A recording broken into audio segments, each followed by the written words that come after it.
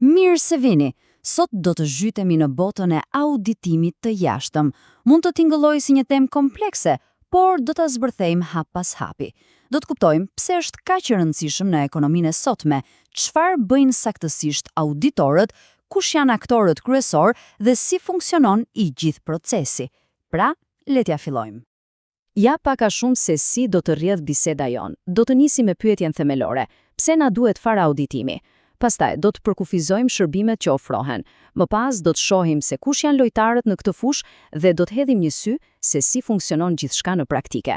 E në fund fare do të përmbledhim rolin thelbësor që luan auditori. Më rregull, le të fillojmë me pjesën e parë. Sepse, para se të kuptojmë çfarë bëjnë auditorët, duhet të kuptojmë pse ekziston nevoja për ta. Çfarë problemi zgjidhin ata? Kjo është pyetja kryesore.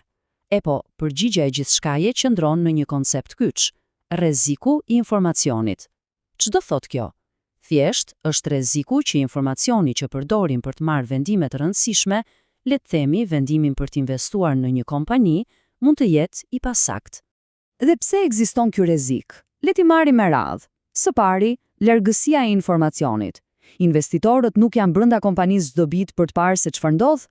Së dyti, ka gjithmonë paragjykime dhe motive.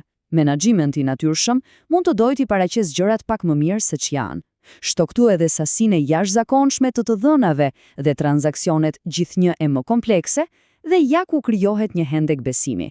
Pikërisht këtu lind nevoja për një palë të tretë, një arbitër të pavarur.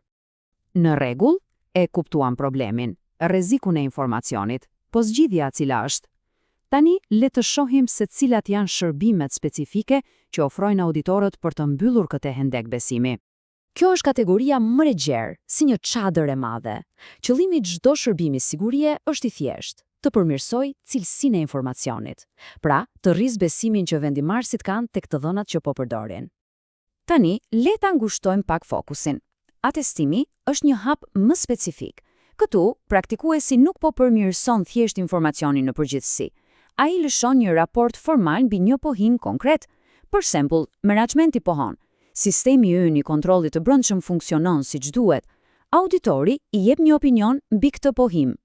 Dhe këtu arrim tek ai që të gjithë e njohim, auditi i pasqyrave financiare.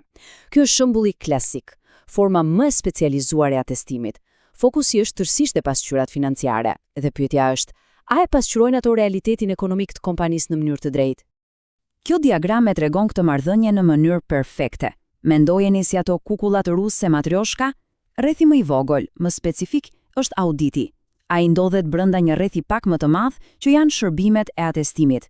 Dhe të dyja këto ndodhen brenda çadrës së madhe të shërbimeve të sigurisë.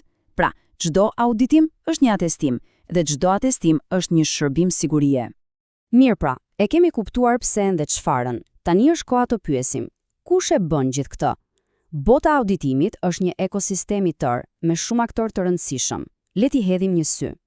Së pari, duhet të dimë se jo të gjitha auditimet janë njësoj. Auditimet financiare, siç e tham, fokusohen te pasqyrat financiare. Pastaj kemi auditimet e përputhshmërisë që kontrollojnë nëse një kompani po i ndjek rregullat dhe ligjet specifike. Dhe së fundi, auditimet operacionale, që vlerësojnë sa me efikasitet po funksionon një organizat.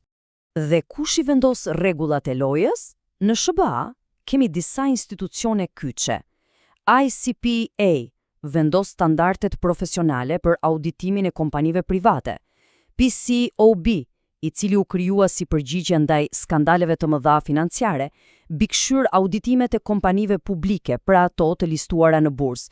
Dhe SEC është rregullatori qeveritar që kërkon që këto kompani publike të auditohen për të mbrojtur investitorët. E po, vetë ofruesit e këtyre shërbimeve vinë në të gjitha format dhe madhësitë. Në krye të piramidës janë 4 firmat gjigante globale, të njohura si Big Four. Por industria është shumë e gjerë, me firma të mëdha kombëtare, rajonale e deri te praktikat lokale që i shërbejnë bizneseve të vogla. Në rregull, tani që i njohim lojtarët dhe rregullat, le të hedhim një vështrim të shpejtë se si zhvillohet loja. Si funksionon procesi auditimit në terma të përgjithshëm? Kjo skeme thjeshton bukur. Le t'i ndjekim shigjetat. Gjithçka fillon këtu, me menaxhementin që bën një pohim. Më pas, hyn në lojë auditori i pavarur. Detyra e tij të mbledhi dhe të vlerësoj prova për të parë nëse ai pohim qendror. Në fund fare, auditori lëshon një raport për përdoruesit e jashtëm, duke dhënë opinionin e tij profesional. Kjo diagrame tregon edhe më qartë rolin e auditorit si një ndërmjetës. Kemi kompaninë që përgatit informacionin financiar. Kemi përdoruesit e jashtëm si investitorët që duan ta përdorin këtë informacion. Auditori i pavarur qëndron në mes, ai merr informacionin nga kompania, e verifikon dhe më pas i jep një raport, një vulë besueshmërie përdoruesve të jashtëm. Pra, pas gjithë kësaj, le ta përmbledhim. Cili është në thelb roli i një auditori? Çfarë është ajo që ata ofrojnë vërtet? Kjo është pika më e rëndësishme e gjithë diskutimit. Një auditor ofron siguri të arsyeshme. Kjo do të thotë një nivel shumë i lartë sigurie, por jo një garanci absolute, jo 100%. Një auditim e ul rrezikun në një nivel të pranueshëm, por nuk e eliminon atë plotësisht. Ky dallim është thelbësor. Dhe kjo fjali përmbledh produktin final. Fjala kyçe këtu është opinion. Auditor nuk thot pasqyrat financiare janë 100% korrekte. Ai thot, sipas opinionit ton profesional, bazuar në provat që kemi mbledhur, ato janë paraqitur në mënyrë të drejtë.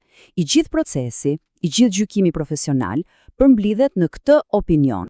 Dhe kjo na lë me një pyetje për të reflektuar.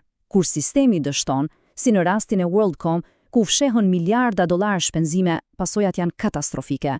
Kjo na tregon se sa jetik është një audit i pavarur dhe cilësor, jo vetëm për një investitor të vetëm, por për besimin edhe stabilitetin e gjithë sistemit ton ekonomik.